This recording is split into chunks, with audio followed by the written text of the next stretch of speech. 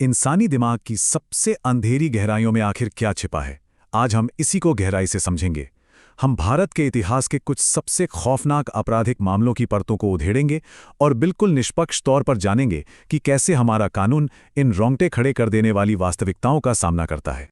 सोचिए, जब भी सीरियल किलर शब्द आता है तो शायद आपके दिमाग में विदेशी फिल्मों या पश्चिमी देशों का ही ख्याल आता होगा।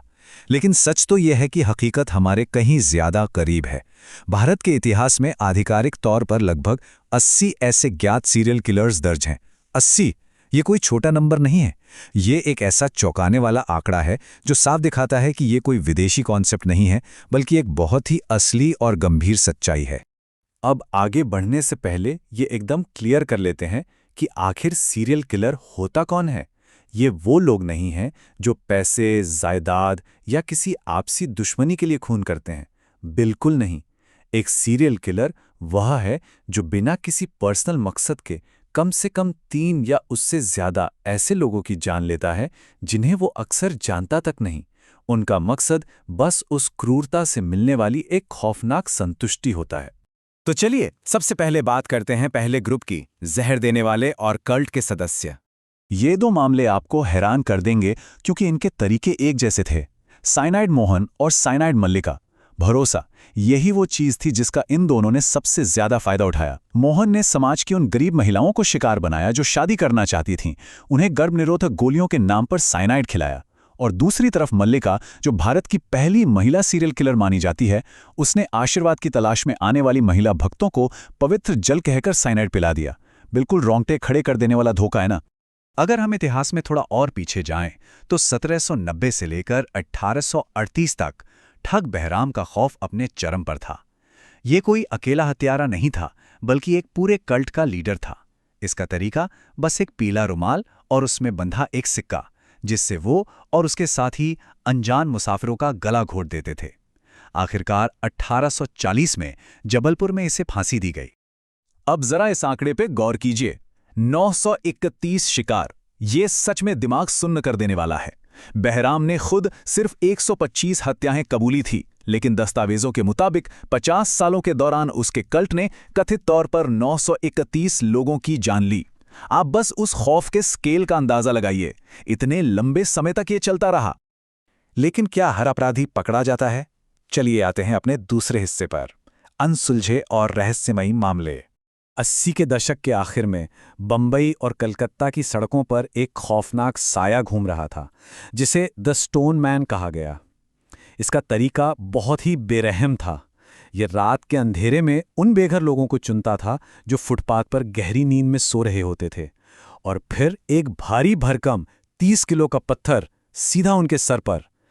बिना किसी सुराग के कम से कम 26 बेकसूर लोग इसका शिकार बने, और ये कातिल आज तक एक रहस्य ही है। बिल्कुल ऐसा ही एक और अनसुलझा मामला मुंबई में 2006 और 2007 के बीच देखा। नाम दिया गया द बियर मैन। इसने 13 लोगों की जान ली, लेकिन जो चीज सबसे ज्यादा डरावनी थी वो था इसका सिग्नेचर। हर लाश के पास वो एक खाली किंगफिशर बियर का डब्बा छोड़ जाता था, मानो जैसे वो जानबूझकर कानून को चुनौती दे रहा हो। खैर, अब इन खौफनाक कहानियों से थोड़ा बाहर आते हैं और देखते हैं भारतीय दंड संहिता को, यानी जब ये अपराधी पकड़े जाते हैं तो कानून आखिर काम कैसे करता है।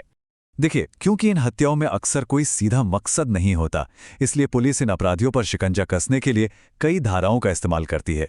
सिर्फ हत्या के लिए धारा 302 ही नहीं, बल्कि हत्या के इरादे से अपहरण की धारा 364, लूट के लिए 392, जहर देने के लिए 328 और यौन अपराधों के लिए धारा 376 लगाई जाती है।